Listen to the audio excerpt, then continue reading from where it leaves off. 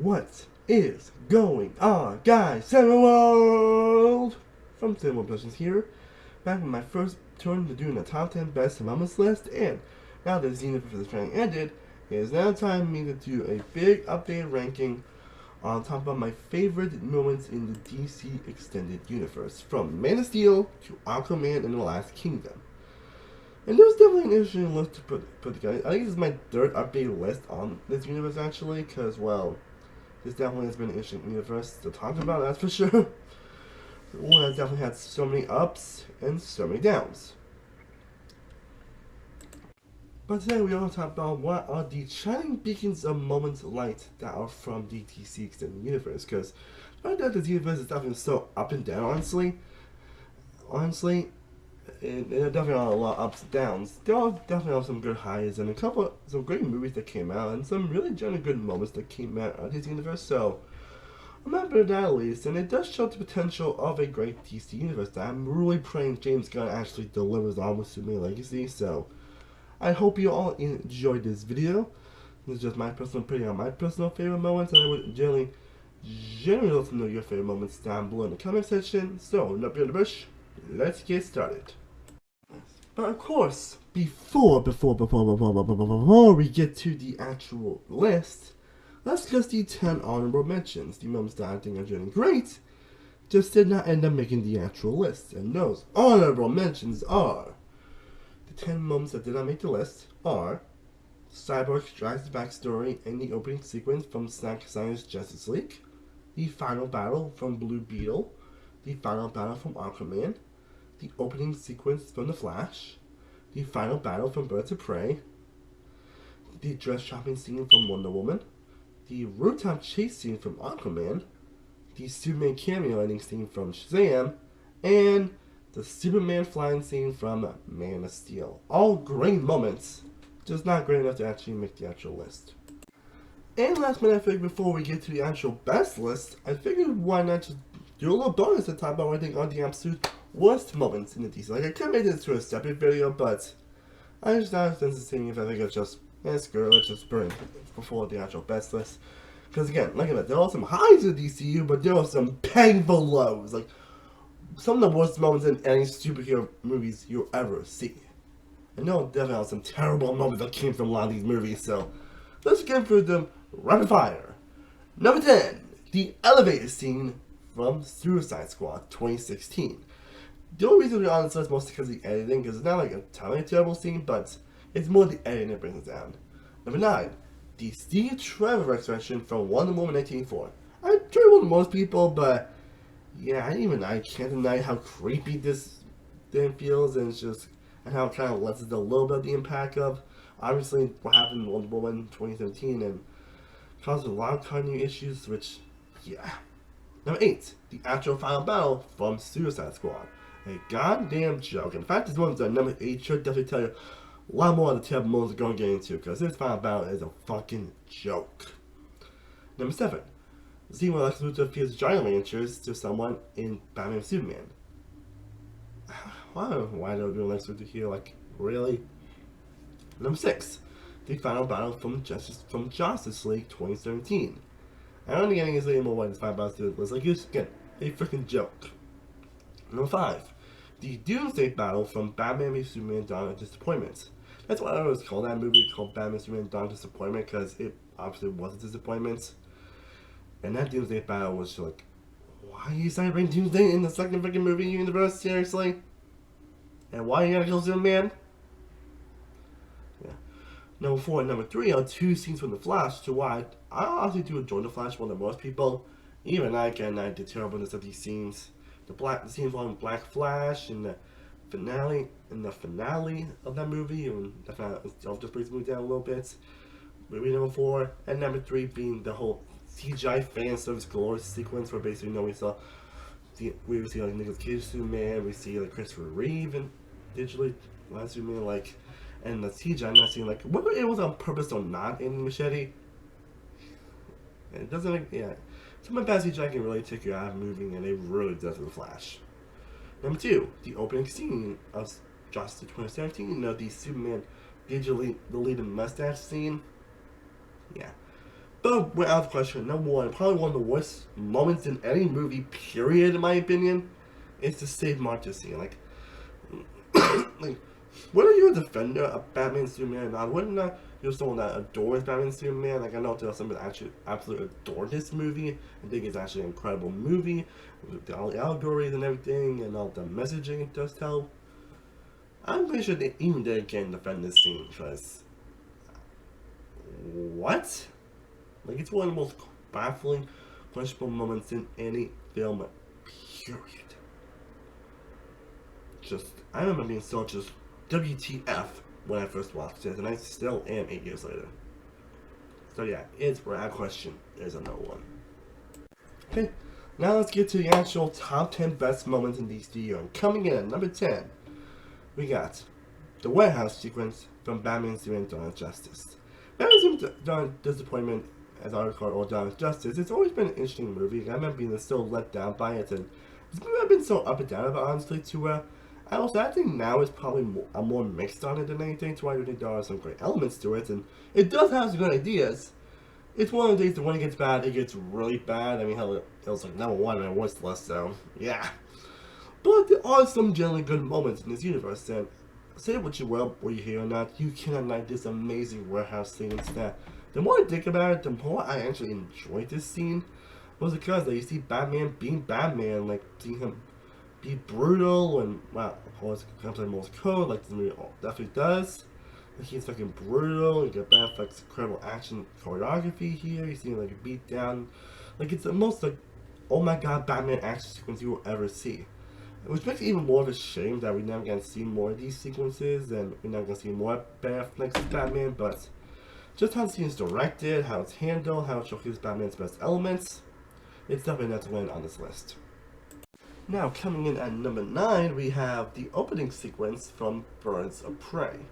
I remember being so shocked at how much I actually enjoyed Birds of Prey. And I know I'm going to be like kind of down this movie, but honestly, I still think it's one of the best movies in DCU, honestly, and this is definitely one of those scenes.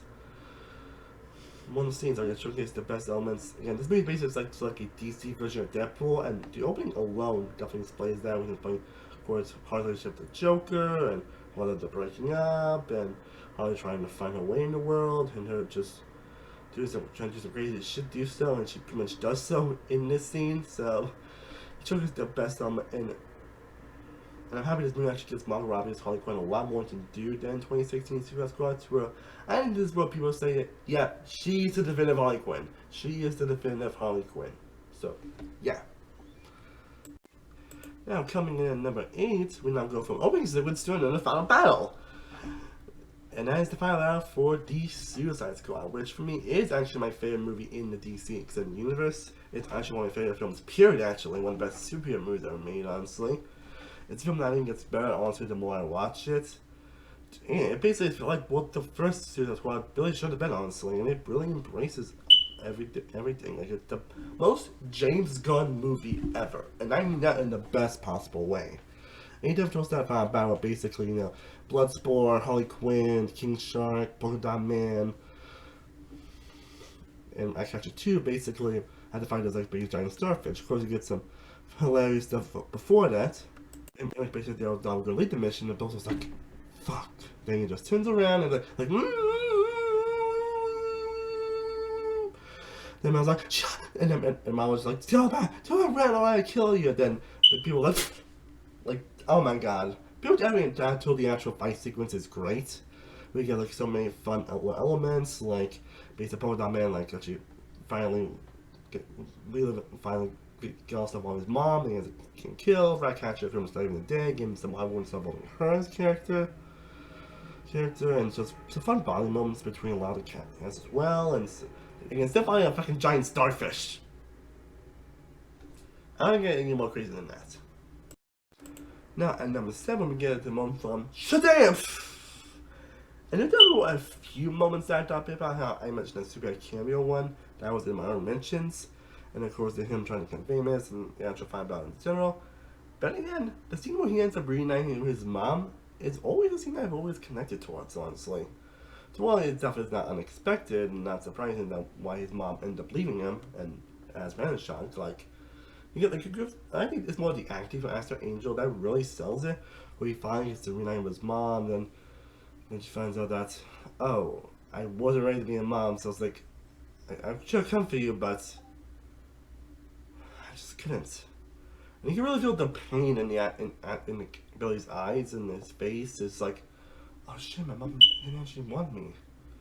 Yeah, right, so I've been like it's kind of stuff we've seen before, but I think it's really how the scene's directed and the acting and everything that's went on that scene is what makes it always stand out to me. Now, coming in number 6, we get to Steve's sacrifice from Wonder Woman. And truth be honest, if it wasn't the fact that kind of retconned this a little bit in 1984, it probably would have been a couple of times, honestly, because it is a pretty emotional scene.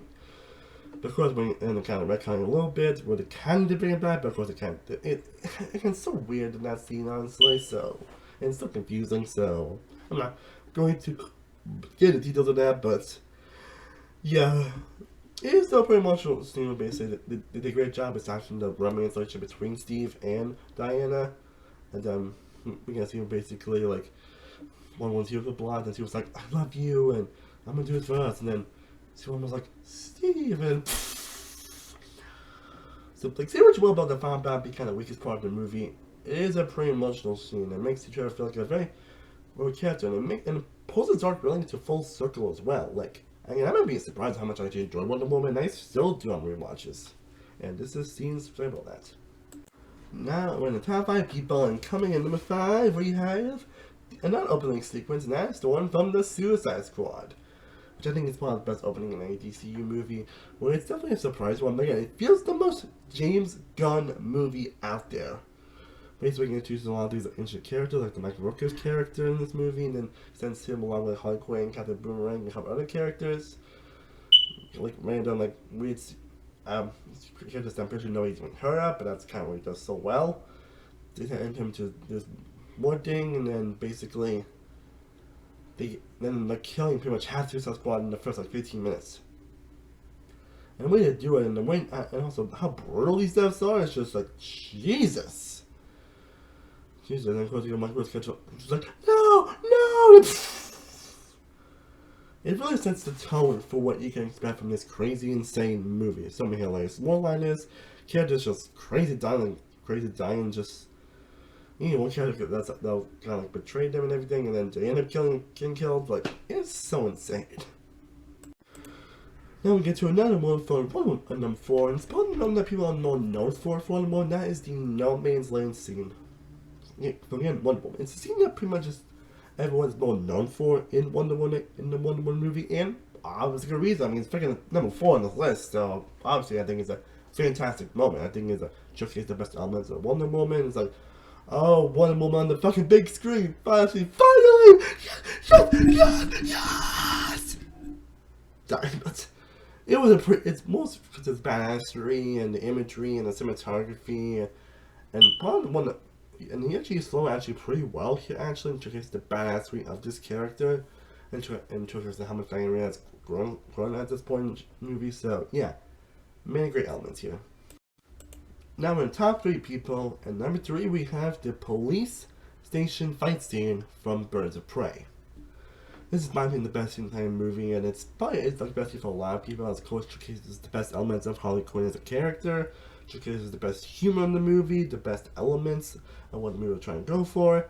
And I believe this is also done by the director of John Wick, so it does feel very John Wick-esque in a lot of ways, but in the best possible ways.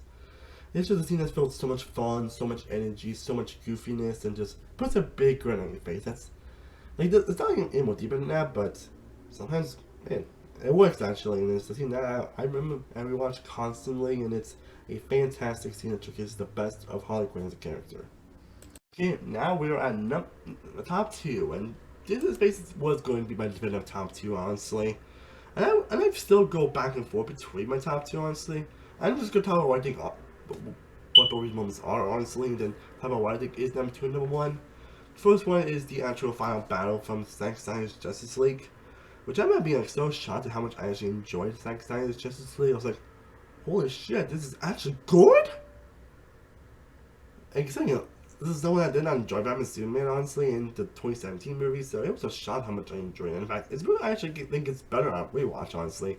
It's not one I don't watch often, honestly, because obviously it's like freaking 4 hours long, honestly, and it still has pacing issues, and it's Lois Wane's still useless, but it's one of these where you can really feel Zack Snyder's vision here, you really feel what he was actually trying to go for. It only makes you appreciate Zack Snyder more as a director, though not so much nowadays with the whole Brown Moon stuff, but that's a story for another day.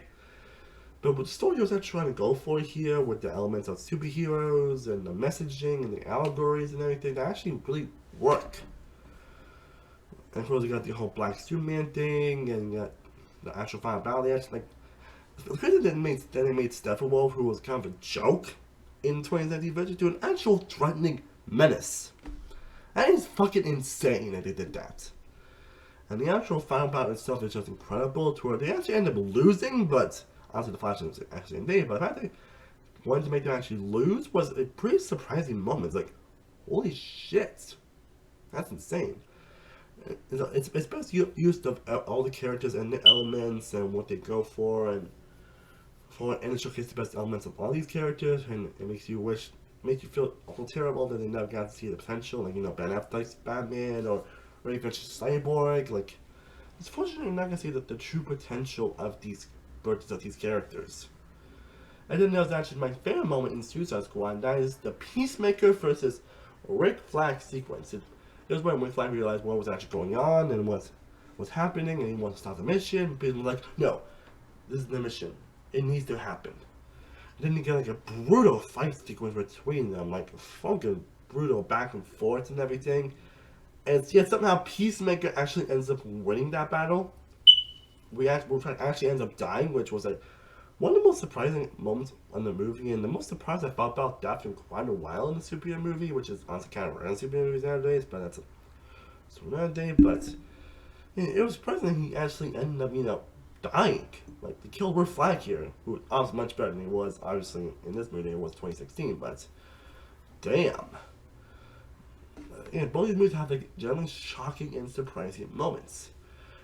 And again, I go so back and forth, because I feel like one day number 2 could number 1, or number 1 could number 2, honestly. And these are two of the best superhero moments in any superhero movie I've ever seen, honestly. Like these are the definitive great top 2. But if I had to pick, honestly, right now, I would say number 2 would be the final battle from the Zack Snyder League, and number 1 would be Peacemaker versus Rick Flag in the Suicide Squad. Not really any particular reason, honestly. It's just how I feel at the moment. It's just really how I feel at the moment. It's more thinking of the moments I know I will probably end up rewatching the most. And for me, Peacemaker versus 1 is that one, so that is my number 1. Well, guys, I hope you enjoyed me discussing my top 10 best DCEU moments. Hope you all enjoyed this video. Let me know down below in the comment section what are your favorite moments from this universe, or what moments from DCEU did you enjoy the most. I would personally and generally love to know down below in the comment section. I'm very excited to finally get these videos back on running, telling my favorite moments from certain franchises. Not sure which one I'm going to do next, but stay tuned for that very soon. I am Sam Wonderworld from Sam Obsessions. I will see you next time. As always, stay cool up out there. Peace.